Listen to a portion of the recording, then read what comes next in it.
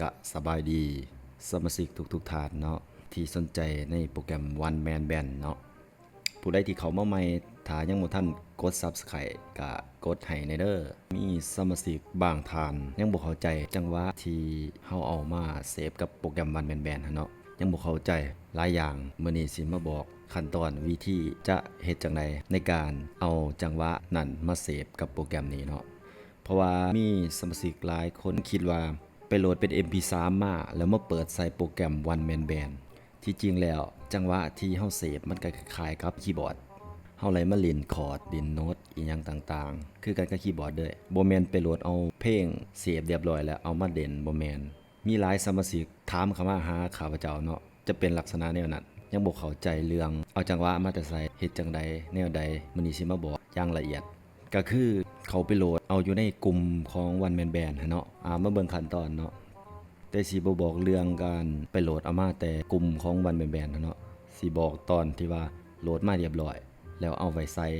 เฮ็ดจังไดจึงสามารถเสพตัวนั้นได้เนาะมาเบิ่งขั้นตอนก็ได้เนาะจังหวะที่เฮาโหลดมามันจะอยู่2ดาวน์โหลดแม่นบ่เนาะหลังจากนั้นแนะนำให้ย้ายจังหวะมาไว้2D เนาะโดยที่เฮาจะไปเขียนโฟลเดอร์จังไดก็แล้วแต่เนาะตัวอย่างว่านี่เนาะคือจังหวะย้ายมาเมื่อกี้เนาะแม่ใหญ่สีเราบ่มักนี่เนาะก็คือแนวนี้เนาะ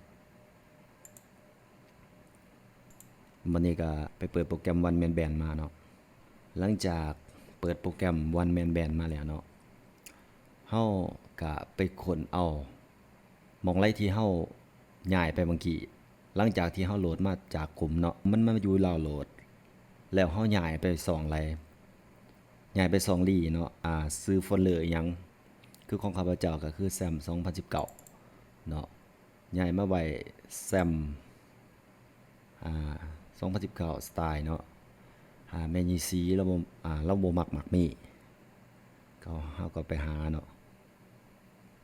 ใส่ว่านี่เนาะแม่ยีสีเราบ่มักมี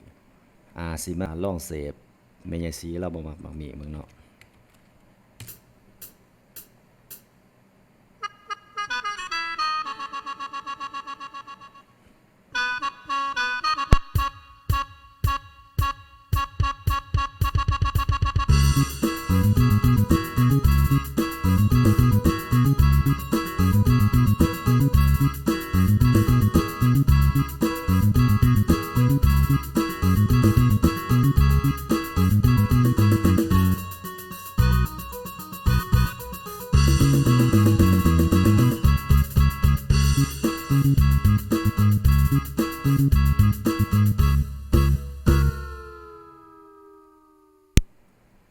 อันนี้ก็คือจังหวะ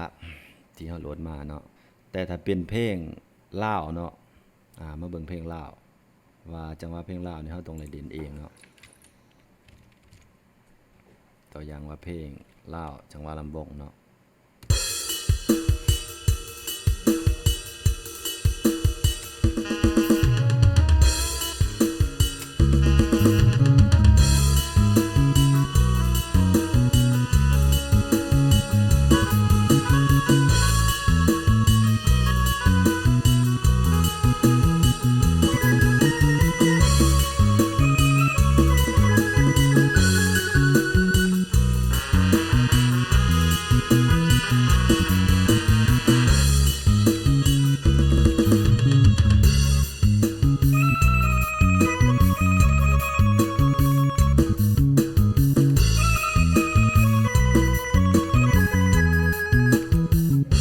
ก็สิประมาณนี้เนาะถ้าไผบ่เข้าใจก็สามารถคอมเมนต์ไว้ใต้คลิปนี้ได้เลยว่าบ่เข้าใจตัวใดถ้าเบิ่งคลิปนี้แล้วก็อย่าลืมกดไลค์กดแชร์เนาะกดติดตามกด Subscribe กดกระดิ่งเพื่อจะได้รับการแจ้งเตือนในการอัปคลิปใหม่ๆเนาะโอเค